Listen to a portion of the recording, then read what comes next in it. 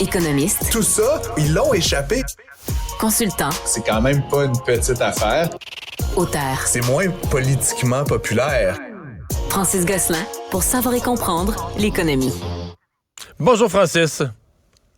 Salut Mario. Un petit peu d'excitation aujourd'hui à Wall Street. Là, c'est beaucoup plus tranquille, les entrées en bourse de nouveaux joueurs.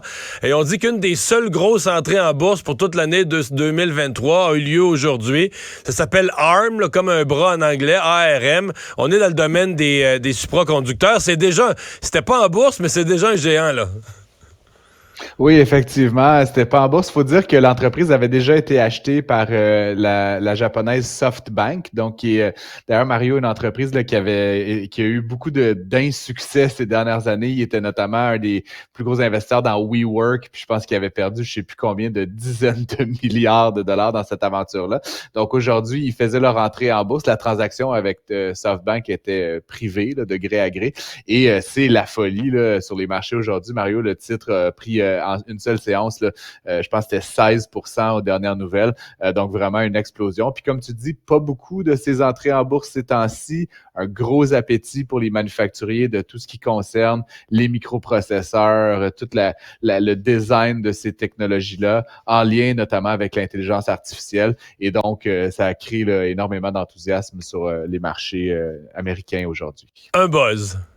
Mais c'est pas rare que les Mais c'est pas rare que les nouvelles entrées en bourse, il y a un buzz d'une journée, 2 journées, 3 journées, puis qu'après ça, ça retombe un peu. Là, tout le monde se rend compte que ça a été payé trop cher, puis ça retombe un peu.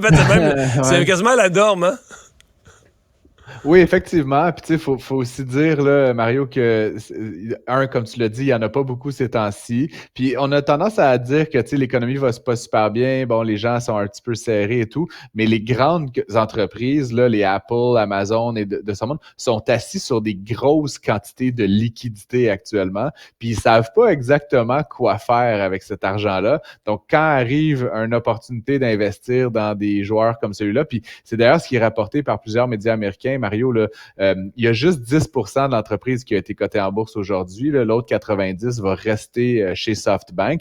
Et donc, il n'y avait pas tant d'actions à acheter. Apple est dans le lot. Apparemment, on aurait acheté plusieurs. Samsung également. Donc, tu sais, c'est sûr que quand ça se bat entre géants, ça a tendance à faire augmenter. C'est pas toi puis moi là, qui a fait augmenter le cours de l'action d'ARM aujourd'hui, Mario. Là. On pourrait dire un fleuron québécois vendu à l'étranger, mais comme son propriétaire, disons, a eu mauvaise presse, c'est un euphémisme, là, a été dans la honte ces derniers mois. C'est comme si ça passe un peu inaperçu.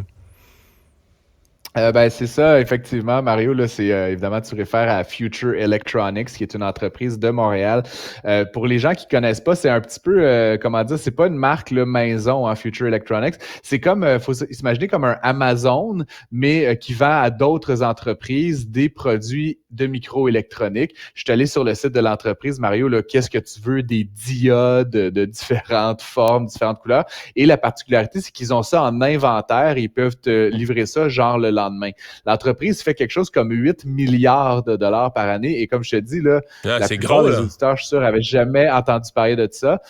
Et donc, ça a été vendu aujourd'hui pour plusieurs raisons. Mais évidemment, une, c'est que Robert Miller, le patron, le PDG et un des principaux actionnaires de l'entreprise, est visé par des allégations là, très, très, très graves. Mario, il y en a qui l'appellent le Epstein. Ouais, le Epstein du Québec. Là. Ça circule, cette expression-là. Je sais pas si c'est exagéré, là, mais... On n'a pas tous les faits encore, puis tu sais, je veux pas, c'est des allégations, Mario, mais il y a 29 jeunes filles qui se sont joints à la chose, fait qu'à un moment donné, à moins qu'elles se soient concertées pour inventer des histoires similaires, ce qui est pratiquement impossible, il semble qu'il y ait vraiment quelque chose là. Monsieur Miller avait d'ailleurs démissionné là, dans le cadre du rapportage qui avait dévoilé cette histoire-là, remplacé par un autre PDG temporairement. Et puis donc là, clairement, aujourd'hui, l'entreprise a décidé de se vendre à des intérêts taïwanais, Mario. Puis ça m'intéresse notamment parce que tu sais, Taïwan, déjà gros manufacturier électronique, ça on le sait, c'est un peu la shop électronique de la planète, mais en même temps, la situation de Taïwan est un petit peu compliquée ces temps-ci avec la Chine, et donc de savoir qu'on a un immense distributeur canadien sous contrôle taïwanais, dans l'éventualité où il venait à y avoir un conflit avec la Chine, ça pourrait compliquer la continuité des affaires. Donc j'imagine que les experts là, en politique internationale et en économie internationale vont quand même garder un œil là-dessus parce que c'est très stratégique là, comme entreprise Future Electronics au Canada. Et finalement, il y avait cette espèce de revue là, pour qui pouvait acquérir la Banque Laurentienne, petite banque au Canada, dont on pouvait avoir l'impression qu'elle était trop petite dans l'état actuel des choses, trop petite pour vivre par elle-même. Mais c'est peut-être ça qui va arriver, hein? Ouais, ben, puis tu sais, Mario, je sais pas, toi, si t'es membre ou en tout cas client là, de cette Non. banque-là. Moi, personnellement, tu sais, je veux pas casser du sucre sur d'autres personnes. Je connais personne qui est à la Laurentienne, puis j'ai quand même beaucoup d'amis. Mais ceci dit, tu sais, c'est comme une petite banque, comme tu dis, peu de clients. Il y a à peu près 350 000 clients au Canada, là, tu sais, donc sur 40 millions de personnes à peu près qui ont des comptes bancaires. Donc, tu sais, c'est pas beaucoup de monde. Et puis, donc, comme on l'avait dit, là, c'est ça, ils avaient cherché à se vendre, donc à être acquéris possiblement par une des grandes banques canadiennes. Il y aurait eu une offre, on ne sait pas de qui. Bon, certains pensent que c'était peut-être la Banque nationale. Ils ont finalement racheté les activités de Silicon Valley Bank. Mais bref, tout ça, c'est de la spéculation. Et là, aujourd'hui, ce qu'on apprend, c'est qu'ils ne sont plus à vendre. Mais je te partage, puis je te pose la question, Mario, si tu étais client, là, toi, t'aurais-tu envie d'y rester? Tu sais, c'est le genre de banque que tu sais même plus si elle va être encore une banque dans 6 mois. Tu sais, on dirait que ça envoie des drôles de messages. Pour vrai, mais la banque n'est pas... Non, mais moi, ça me dérangerait pas dans le sens que la banque n'est pas en danger, n'est pas en souffrance de ses liquidités. Non. Tu fais affaire avec une petite banque. Si elle est rachetée par une autre, bon, ça, c'est... Mais... Je sais pas.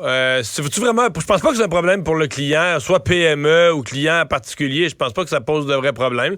Mais je comprends que c'est pas de la bonne publicité quand t'as une pancarte à vendre devant un shop, là, pour une banque, là.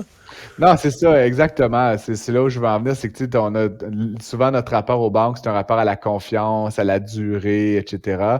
Là, comme je le dis, là, c'est un peu particulier, mais encore une fois, ça va pas mal. Comme tu dis, l'institution n'est pas en difficulté. Ceci dit, Mario, je lisais là, ses derniers états financiers, tu sais, elle a 24 succursales. C'est comme, faut que tu habites pas trop loin si tu veux parler à quelqu'un. Ouais. Et l'entreprise a une valorisation de boursière de 1 milliard de dollars. Et ce que je comprends, c'est qu'au dernier trimestre, elle a fait 500 000 dollars de profit. Fait que c'est comme, c'est de l'argent.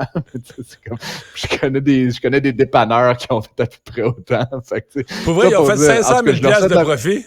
Ben, en tout cas, c'est ce que je voyais aux derniers états financiers. Là. Je vais vérifier ça. Je te reviens demain. Là. Je suis un peu sur le gun par rapport à ce sujet-là. Non, mais tu dis la capitalisation boursière est de combien? 1,3 quelque chose, là, Mario. Là. OK, mais pour faire une comparaison, là, non, mais je viens de sortir celle de la Royale, c'est 172. Là. Fait qu'elle est 100 fois plus petite que la Banque Royale, mettons. Là. Oui, on l'a dit, c'est une petite banque, ce qui ne veut pas dire qu'elle n'a pas le droit d'exister, là, mais encore une fois, c'est juste qu'à un moment donné, dans le bancaire, avec les clients sophistiqués d'aujourd'hui, tu as envie de parler à quelqu'un, tu as envie peut-être d'avoir un conseiller humain à qui que tu peux voir. Fait que tu 24 points de vente, 24 succursales, Mario, à un moment donné, c'est arithmétique. Mais à la limite, ils peuvent rebrander, changer de nom, faire une campagne de marketing. Tu sais, tout est possible. C'est mieux partir de ça que de se partir une banque de zéro, probablement. Donc, en tout cas, on le souhaite la meilleure des chances. Moi qui voulais te proposer ça. toi et moi, on se toi et deux une banque à zéro, ouais. La Dumont-Gosselin Bank, je ne sais pas si ça marcherait. Écoute, s'il y a des auditeurs qui nous écoutent, qui veulent nous encourager, on va se partir un Indiegogo. Merci beaucoup, Francis. Merci. Salut.